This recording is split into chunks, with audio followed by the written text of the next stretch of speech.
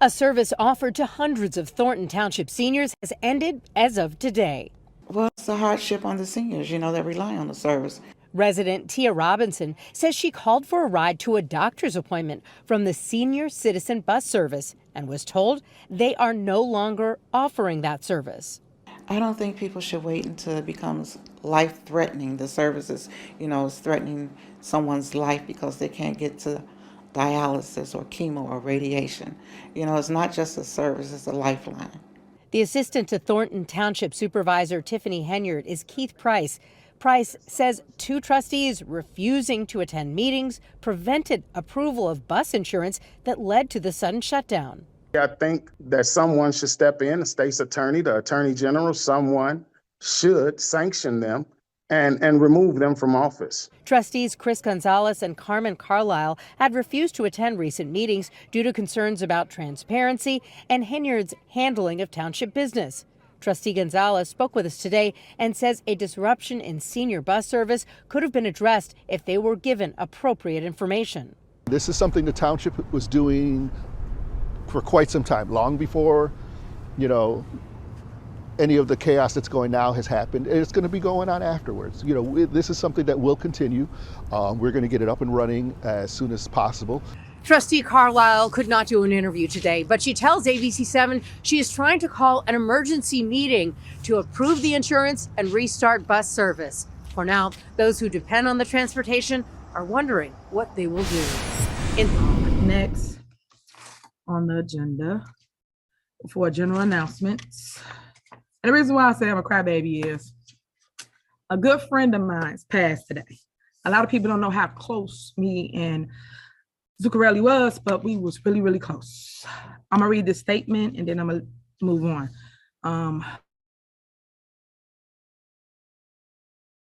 Today, January 3rd, 2022.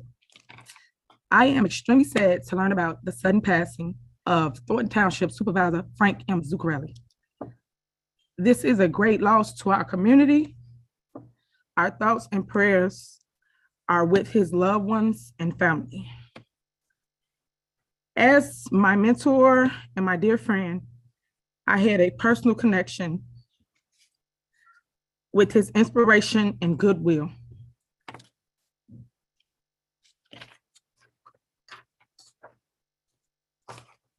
The best we can do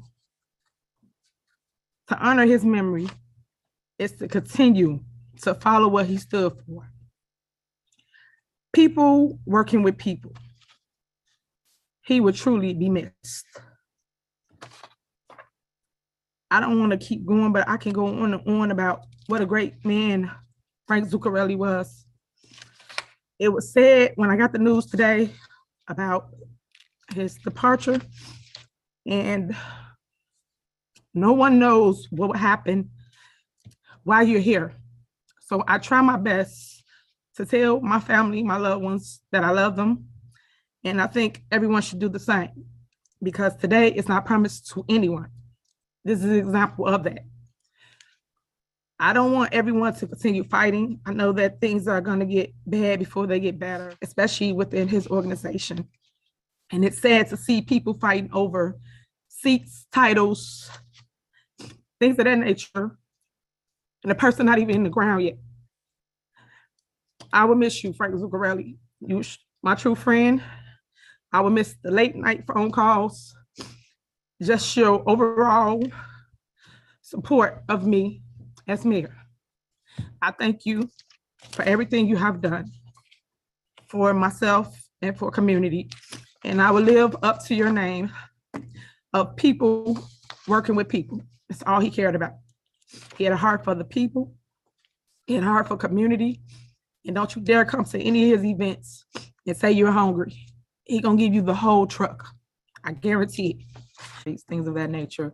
And I was gonna suggest, but I wanted you to respond to the trustee that you speak of this in your committee, Trustee Steves. That way y'all can get a better dialogue and have more intel for it. So. One more thing. Mm-hmm. Mayor is Trustee Steve. Steve, not S. S is not on Steve. It's not Steve's. It's Edward Steve. Two first names. Okay, two first names. Trustee. If you could call the roll, clerky. Okay, so this is what I'm gonna say to my board of trustees. And first I'll start with Trustee Steves.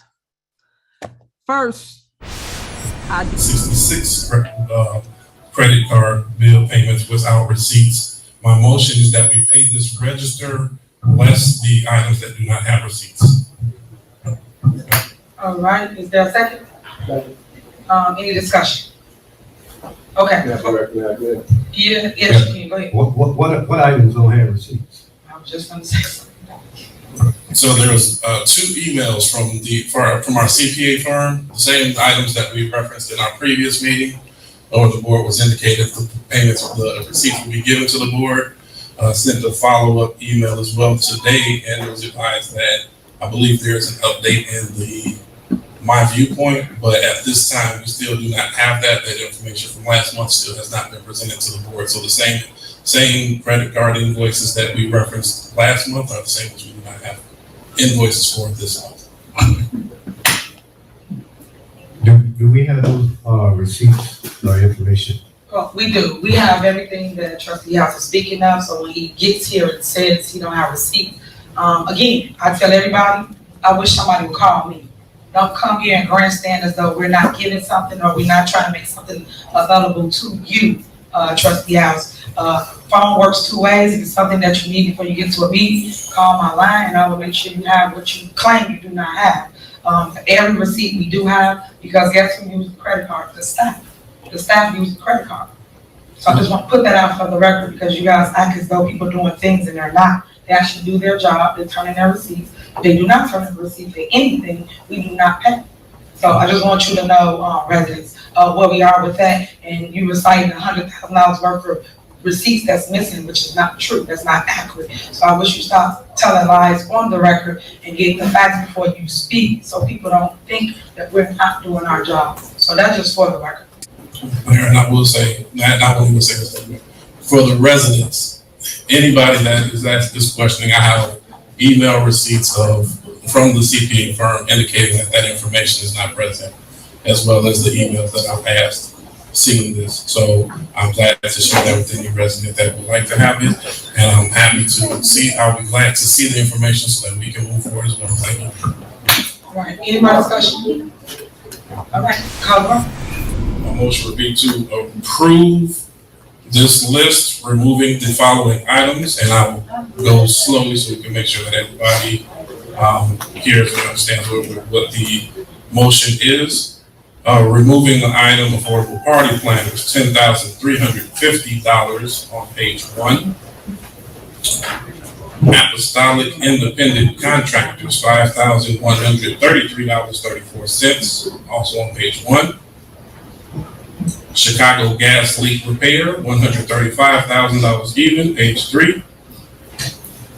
Country Lane gazebos, $90,000, page 5. Crawford door sales, $17,170 even, page 5. Delgado Law Group, $148,680.41, page 6. Farley Williams, $3,000, page 7. JKCS, $35,000, page 11. JMA Architects, $9,610, page 11. Johnny Jefferson, $21,333.33, page 12. KNM Ventures, $117,800, page 12. Positive Minds, $2,500, page 17. Raoul and Sons, $80,315, page 17. And White Coat Pool Solutions, $44,192.50, page 24. So my motion is for approval of bills as read into record, removing the items listed. All right, is there a second? Second. All right, it's been a motion and second. Any discussion? But before anyone gets into it, I'm gonna tell you how I feel about this resolution. Number one, y'all remember this moment because we got a big election on February 28th. You make sure you replace the people that's sitting here that's holding up progress, holding up things for the residents. Prime example, who protects the village? Let's talk. Who protects the village if these boards, meaning 5 members, chooses not to pay an attorney that protects you? Y'all know how many lawsuits we have? Y'all know how many lawsuits that this attorney has right now on the table? What, they're supposed to work for free? Someone has to pay them so they can continue to do the work, right? But they don't care about that. This is how people are holding your house. Now, they can do their house like that, that's fine. But here in the Village of Dolton, we pay our bills. But as you can see, the Board of Trustees, because everybody want all this power and control to not do what's right.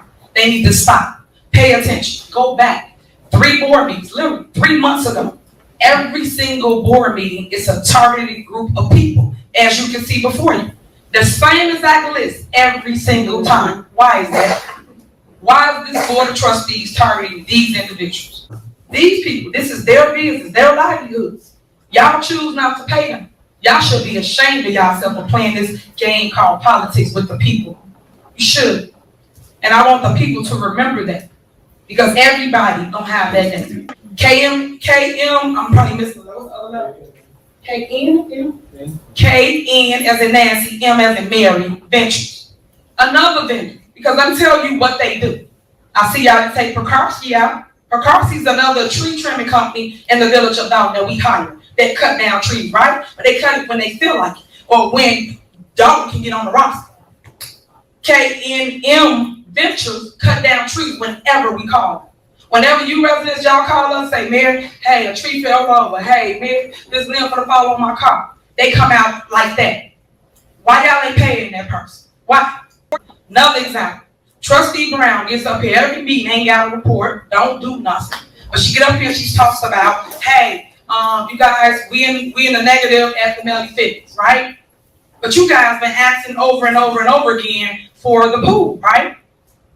Why the residents can't have the pool? It's on the warrant list. I put it on there several times to fix the pool so we can open it for you. New year, new you, right? Everybody doing cardio, workout, so the seniors, the residents, everybody. Myself, Tiffany A. Henry, Mayor of the Village of Dolton. I am the executive branch of this town. You guys voted me 82% in the Village of Dolton to be your mayor, to lead, to run this day-to-day operation. Day jobs, so we can educate them. Once again, they legislate. That's it. That's all they do. Y'all should be tired of all this ongoing fighting over nothing. And all I'm asking is you guys to pay people what's owed to them. They did the work, let's pay them. That's the end of my statement. Any more discussion? Yes. Yeah, can I be recognized? Okay, go ahead, Trustee Steve. Let him go ahead. Go ahead, Trustee. There's if you get to the video part, there's a series of people who have done work. I had some video guys that actually supported the inauguration who've been working for the Village of Dolton. They reported on TV Trustees, they were getting paid, and then they stopped getting paid. They're on the board, the agenda today is veto to not pay them, they did the work. I work in other towns, and how it works in other towns is that the mayor doesn't spend before the council can see. There's always limits, there's checks and balances in every government. There's no checks and balances here. So that's all we're fighting for.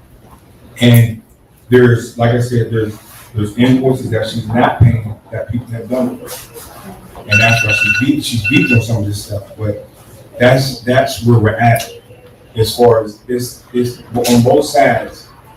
There's people that have done the work and did not get paid because she doesn't want them to get paid, so this work for us. And so I think Trustee House said we're type of deficit, $4.5 million deficit right now. So we're just being mindful of the money we're spending until we get the rest of the property tax money in. That's all we're doing. Okay. You just stated that I'm not paying people based off they did work for you. That's a lie. And as you can see, I'm gonna veto every last thing that they did at their little secret squirrel meeting. Every single thing. Because it was unconstitutional, it was illegal. I didn't even have the meeting here in Village Hall. Why do you have to run off somewhere else and have a meeting? But everybody want to run government their way. When a man had this seat, y'all didn't dare, especially Jason and Ed, dare say nothing to that man sitting up here. But a woman, when a woman holds the seat, you got to go through all these loopholes for what? You guys chose me. Why do I got to go through all these loopholes to say, hey guys, I got 600,000, we're going to improve Dolton, let's build this, let's build that. Why? For the record, as we keep on here tonight, for the record, the fitness center was voted and it passed to sell the fitness center. And what needs to be done there, sell the fitness center. If you have the money to make it a police station, then do so. But right now, it is the 73,000. I'm not gonna sit here and tell you a lie. It's still in the red. It continues to be in the red until it's either sold or made a police station. We have special board meetings because we do not get ourselves put on the agenda. How it goes is that we want to put stuff on the agenda. Orders is written up by an attorney. They don't get on the agenda. So we have to call a special board. Last time we called a special board meeting, mysteriously, there was a power outage. And then mysteriously, there was a CO detector. So they didn't want us here. The one time we had to have a board meeting outside because we were locked out. This is stuff that's going on that we have to have special board meetings so we can get our stuff passed. If we do not have a special board meeting, our stuff will not get on the agenda so we can't pass it. So that's why we do the things we do. So, I mean, I know she's going to say what she said, but that's the truth from our viewpoint and from our stance. And again, you can always come to TV trustees. It's hard. We don't want to be back and forth arguing because people are tired and I'm tired. So that's it for my statement. And I wish Trustee Steve would just actually bow out and not waste this money this go around, because you're gonna need it, because you will not be a trustee come February 28th, because people are tired of the mess. Next, these are the things that they tried to approve in their secret squirrel meeting that was held at Dolton Park without you, once again without the residents. Next, we have, again, now I told them about this several times, it's all the stuff I try to tell you about the sticky things. Invoice for a clerk Key and her deputy clerk, Eris Montgomery, for September and October. Now, I told this board, I told everybody when I came in office, anything that we utilize that's downtown Chicago, we all should pay for it ourselves. It should not be chosen to be paid for by the taxpayer dollars, and we will not pay for her room and board to go downtown. It's up the street. We all get expense accounts. They need to use their expense account to pay for their room and board. And I told the clerk this, and she constantly puts it on the warrant list. I don't know what this is, whatever she did with them to make them pay for it. Okay, so for the record, Deputy Clerk and I attended training for the clerk's office to make that office function better and more efficiently. There are funds in the budget to cover every training that we attend. Every municipality, our neighboring municipalities who are the same distance from downtown, attend this conference. It's a state conference that everyone in the state of Illinois who is an elected official attend these conferences. Why should we go home every day when Calumet City have at least 10 people attend this conference and they all stay? Why is Dolton right now being penalized that they can't stay when they've been staying previous years? It's been a common practice that every municipality in the state of Illinois attend these conferences to update themselves on the state laws as they change.